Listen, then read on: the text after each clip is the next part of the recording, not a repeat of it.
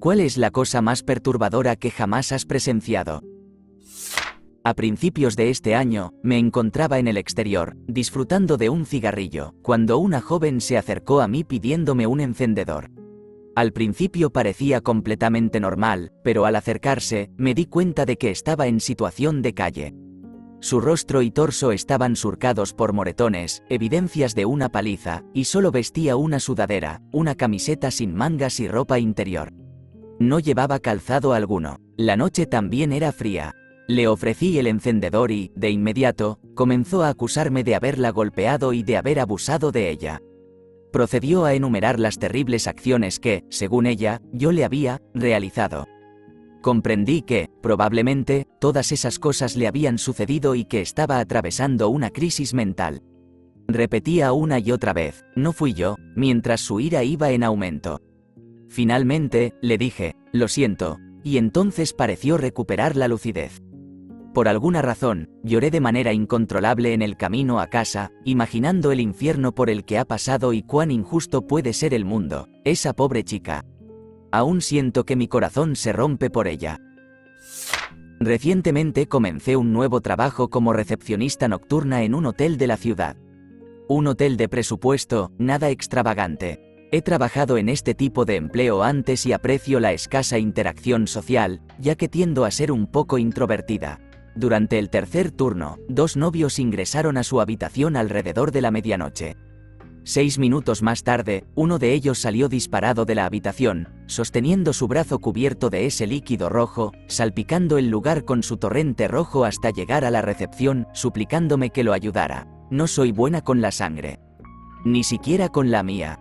Puedo ver las películas más gore porque sé que no son reales, pero la sangre y el gore de la vida real pueden hacerme desmayar a veces.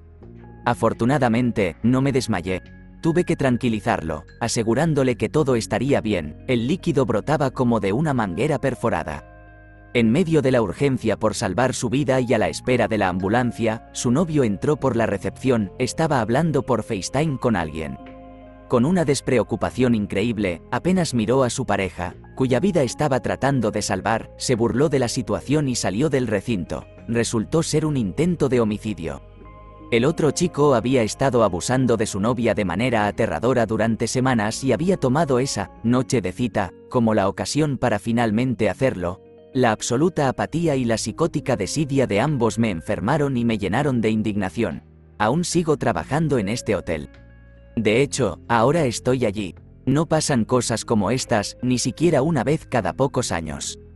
Solo tuve la mala suerte de estar de turno en ese momento, pero incluso ahora, unas semanas después, no puedo sacarme de la cabeza los gritos de auxilio del pobre chico, su rostro aterrorizado, su confusión y la vista de sangre por todas partes. Para aclarar un aspecto, la víctima sobrevivió.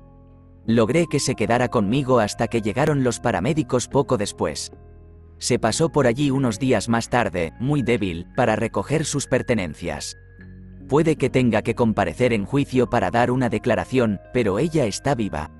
Sin embargo, es algo de lo que dudo que me recupere pronto. Fui la primera persona en llegar a un automóvil que había sido arrastrado fuera de la carretera por una tormenta de nieve. El anciano al volante solo se golpeó la cabeza, pero el vehículo se detuvo contra un poste de servicios públicos y el lado del pasajero había quedado bastante destrozado. Su esposa se encontraba en ese lado y, lamentablemente, no había sobrevivido. Hice lo posible por ser un buen scout, manteniendo la calma y tratando de reconfortar al hombre, pero él estaba en un estado de histeria. Esto ocurrió antes de la era de los teléfonos móviles. Tuve que correr a través de un pequeño campo hacia la casa más cercana para llamar al 911. Al dejarlo, el hombre estaba furioso conmigo, insistiendo en que asistiera a su esposa. No podía aceptar que ella había sido aplastada de manera fatal, y su lamento me siguió mientras corría hacia la casa. Han pasado 28 años, y todavía me siento emocional al respecto. Visitar a mi novia en un centro de salud conductual para pacientes internos, o unidad psiquiátrica, fue una experiencia desgarradora. El lugar era aterrador, se asemejaba a las unidades psiquiátricas que uno ve en las películas de terror.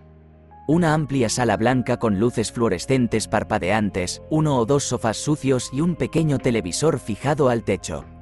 También había puertas que conducían a las habitaciones de los pacientes. Los pacientes parecían verdaderos zombies, apenas coherentes, todos delgados y con aspecto enfermizo, simplemente deambulando. La mayoría parecía tan sedada que no podían articular palabra. Algunos murmuraban y se mecían de un lado a otro. Fui guiado por un miembro del personal hacia una sala habilitada para recibir visitas. Me senté allí a esperar a mi novia. Cuando finalmente salió, un joven alto que parecía bastante emancipado, visiblemente inquieto y maníaco, se acercó rápidamente a la gran ventana, mirándome a los ojos, y dijo: «Tienes que sacarla de aquí. Le están haciendo daño», antes de que el personal lo apartara. Cuando finalmente vi a mi novia, quedé devastado al instante. Apenas la reconocí, era solo su segundo día allí. Tenía moretones en el cuello, la espalda, las muñecas y la cara. Estaba entrando y saliendo de la conciencia y apenas podía hablar. Se encontraba humillada, aterrorizada, suplicando por volver a casa tanto como podía, más delgada de lo que jamás la había visto, sin haber podido ducharse y vistiendo un pijama rosa de niña, proporcionado por la institución, que revelaba gran parte de su cuerpo en una planta psiquiátrica mixta. Ella era una marine de 29 años que había sido físicamente fuerte antes de todo esto. Tantas cosas inhumanas y poco éticas sucedieron a esa pobre mujer allí dentro. Observé cómo un patrullero embestía lateralmente a un automóvil, lanzándolo contra un poste telefónico, lo que provocó que los cables cayeran sobre la carretera en el proceso. Decidí salir de mi vehículo mientras los cables comenzaban a chisporrotear, pero tuve que quedarme dentro, llamando al 911, demasiado asustado para salir y arriesgarme a ser electrocutado. Tuve que presenciar cómo el gas se derramaba y, eventualmente, el automóvil ardía en su totalidad. Me convencí de que el conductor había fallecido al instante y que no podría haber hecho nada al respecto. De todos modos, desde aquel día, siempre llevo un extintor de incendios en mi automóvil.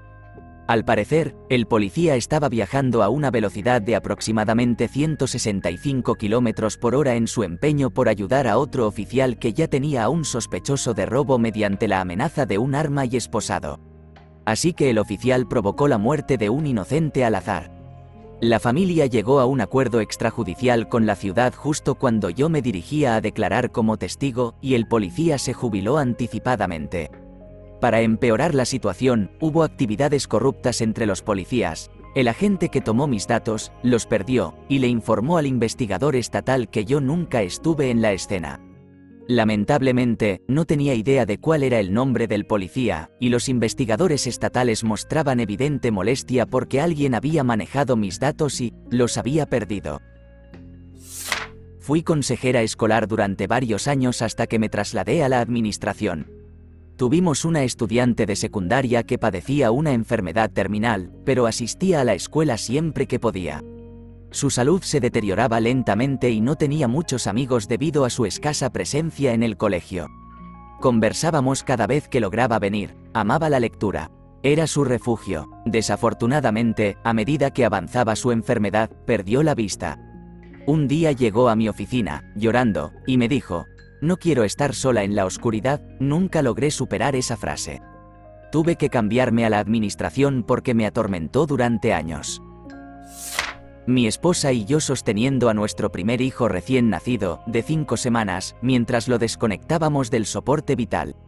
Un bebé que había llegado a nuestro hogar desde el hospital en perfecto estado de salud apenas 5 semanas antes, ya no estaba con nosotros. Repetíamos: «Te amamos, te amamos, te amamos», mientras ella se sentaba en una silla sosteniéndolo en el hospital, y yo me arrodillaba en el suelo de linóleo a sus pies. El fallecimiento de un infante, especialmente si es tu hijo, es una experiencia que nadie debería tener que presenciar ni sostener. Llevamos una profunda y oscura cicatriz en ambos que nunca desaparecerá. Ocultamos la penumbra y la tristeza de nuestros otros 4 hijos lo mejor que podemos, pero el peso de esta tristeza está presente y no somos los mismos. No lo adivinarías si nos vieras sonriendo y riendo con nuestros hermosos hijos, pero es solo una máscara que mi esposa y yo llevamos. Eso fue hace 10 años, hoy, él habría comenzado el 5º grado. Herida llena de gusanos. Un hombre llegó a la consulta y le manifestó al personal que tenía una herida que le preocupaba. Mientras lo acompañaba, ya podía percibir el olor de la herida. La media estaba adherida a la pierna por el drenaje seco de un tono gris azulado. La media también. Se movía, se retorcía. Me dijo que no había mirado la herida. En la parte inferior de la pierna, en unos días, con anticipación, coloqué el cubo de basura debajo de su pierna, que colgaba por el borde de la mesa de examen, un truco que utilizan los enfermeros. Retiré la media con cierta dificultad, revelando un pie, pierna gravemente infectados y alrededor de 300 gusanos cayendo de la herida, con un agujero del tamaño de una pelota de béisbol expuesto hasta el hueso, en dirección al cubo de basura. Era como aquella escena en El extraño mundo de Jack, donde el aterrador Oogie Boogie se desenvuelve. Procedí a limpiar la herida y a sacar el resto de los gusanos lo mejor que pude. Luego volví a vendar la herida y llamé a la ambulancia para que lo llevara al hospital. También estaba seriamente enfermo, a punto de sufrir de sepsis. Logró conservar su pierna. ¿Acaso los gusanos salvaron su pierna? Quizás solo tuvo suerte. Una vez, mientras aguardaba para ser admitido en una conferencia de trabajo, me encontraba en el exterior, con las puertas cerradas y necesitando autorización de seguridad para entrar. Miré hacia la calle detrás de mí y observé un automóvil zigzagueando hasta que chocó contra un poste de luz de concreto. Vi cómo ese objeto se partió por la mitad y cayó justo en medio de la carretera. Trabajo como entrenador personal, así que estoy certificado en primeros auxilios y RCP. Inmediatamente corrí hacia el lugar, evalué la situación, la consideré segura y me coloqué detrás de la mujer en el vehículo para estabilizar su cuello y mantener despejada su vía aérea mientras esperaba la llegada de los servicios médicos de emergencia. Se encontraba desorientada, casi inconsciente, y creo que podría haber estado bajo la influencia de alguna sustancia. Cuando los paramédicos finalmente arribaron, permanecí para colaborar en el círculo de RCP, lograron estabilizarla bastante rápido y no necesitaron mi ayuda. En retrospectiva, fue realmente aterrador darme cuenta de que estuve tan cerca de presenciar una muerte. Después de este incidente, la gente me preguntaba si me encontraba bien, y no comprendía del todo la razón de sus inquietudes. Incluso mi madre inquirió si necesitaba terapia, a lo que respondí, ¿por qué? ¿Ayudé a salvar a alguien?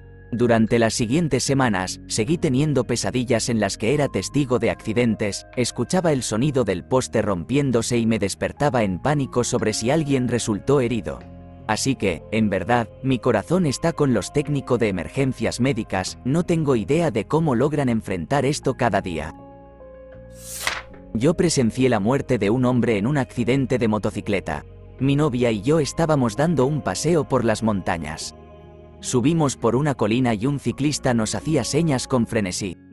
Nos detenemos y vimos que un motociclista había tenido una colisión frontal al tomar una curva demasiado rápido. Él yacía con los brazos y las piernas extendidos en medio de la carretera, pero aún respiraba. Era un hombre corpulento, de gran abdomen. Comenzó a convulsionar y agitarse durante un instante y luego se quedó inerte.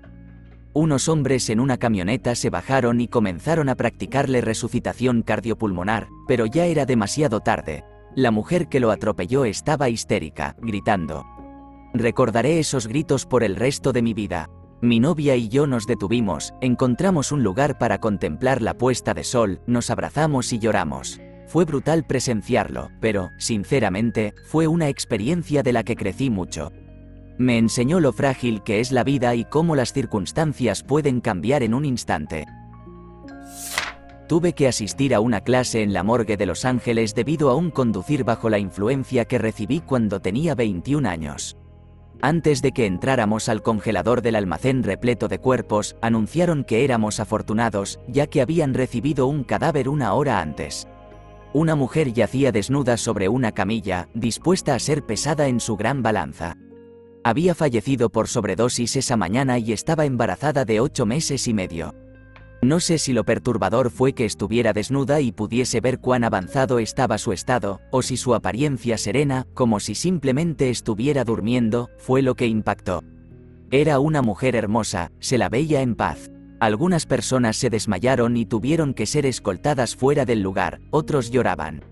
La atmósfera era realmente pesada. Mi padre en los últimos días de su batalla contra el cáncer. Era una imagen de tal sufrimiento, deslizándose entre la consciencia y la inconsciencia, incapaz de hablar, salvo para pedir que le gotearan agua en la boca con una jeringa. Y ese maldito ruido de la muerte, un amigo me advirtió al respecto, pero nada puede prepararte para ese sonido. Ni siquiera quiero imaginar lo que debió ser estar en su lugar y soportar todo eso.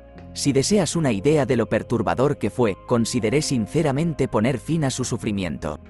La única razón por la que no lo hice fue porque sabía que lo último que él habría deseado sería que yo acabara en la cárcel, incluso si era para aliviar su dolor. Un cachorro callejero en India había contraído un virus mortal y durante horas se encontraba dando vueltas sin rumbo. Lo llevé a 2 veterinarios distintos, pero no pudieron hacer nada. Ignoro la naturaleza de la enfermedad y, a pesar de mis intentos por consolar al pequeño, no logré hacerlo. No creo que se practique la eutanasia en los perros en India, y no tenía conocimiento al respecto, si era una opción o no. El veterinario tampoco lo sugirió. No podía dejarlo solo, así que permanecí a su lado hasta que falleció. Todavía me cuesta procesarlo. ¿Por qué no sugirió el veterinario aliviar su sufrimiento? No lo sé. Otro incidente ocurrió cuando conducía de noche por una autopista en plena lluvia, y había una multitud de ranas tratando de cruzar la carretera hacia el otro lado. No había más opción que seguir adelante, mientras las atropellaba. Fue desgarrador. Muy desgarrador. Aún tengo pesadillas por ello.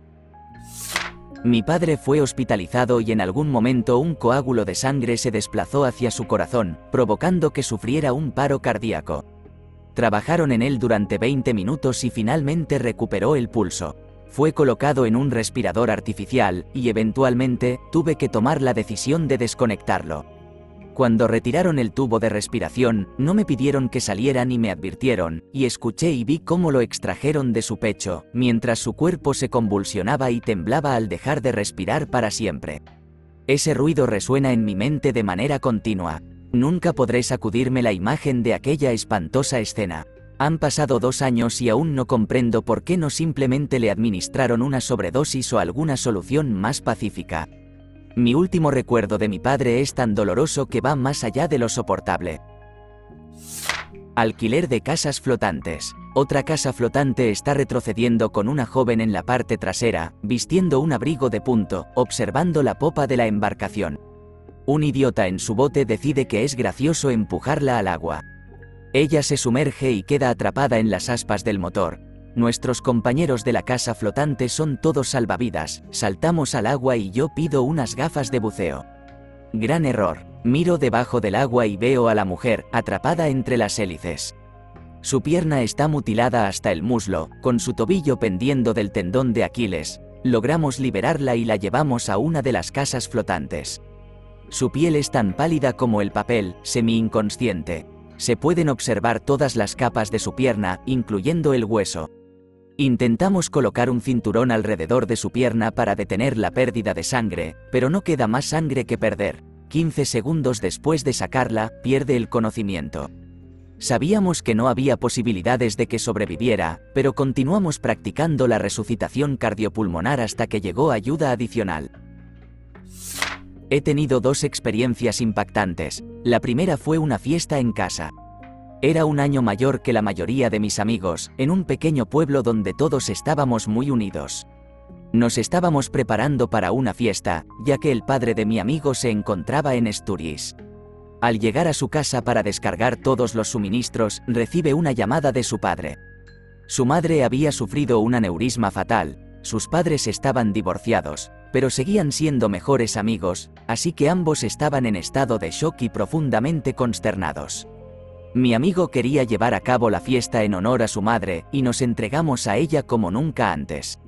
Alrededor de las 3 de la mañana, después de haber consumido grandes cantidades de alcohol, hongos y un par de oxicodonas, decidí que si iba a vomitar, lo haría en mi propio baño. Vivía a 7 casas de distancia. Todos estaban mayormente dormidos, así que me tomé la libertad de acomodarlos como el hermano mayor que era, cerré con llave y salí. Desperté en el suelo de mi baño a las 5:30 de la madrugada, escuchando golpes y gritos en la puerta. Abrí, y otro amigo me informó que la casa se había incendiado. Todos estaban tratando de salir, y tomé sus llaves para que no corrieran ningún peligro. Ese fue un peso de culpa que nadie debería cargar, y estuve de pie todo el día mientras sacaban a mis 3 mejores amigos, uno a uno, en bolsas. La otra experiencia fue en una empresa de mudanzas en la que trabajaba, que estaba organizando una barbacoa en la casa del propietario. Otro empleado tenía una novia con quien trabajaba en mi segundo empleo, esperando mesas, así que todos éramos cercanos. El propietario y un compañero de trabajo comenzaron una simple pelea. Los chicos son chicos, pero la situación fue escalando. La compañera y su novio corrieron hacia el automóvil. El propietario se lanzó sobre el capó mientras el chico intentaba irse, tratando de romper el parabrisas. Yo agarré su pierna y lo retiré del coche, hacia la óptica del faro del lado del conductor. En cuanto tocó el suelo, el conductor, lleno de miedo y adrenalina, pisó el acelerador y lo atropelló, pasando las dos ruedas sobre su pecho y cabeza, hundiéndola. Aún estaba vivo, y le hice resucitación cardiopulmonar sin parar hasta que llegó la ambulancia, pero falleció aproximadamente una hora después en el hospital. Ambas experiencias, una tras otra, me afectaron profundamente y bebí en exceso durante años para sobrellevarlo.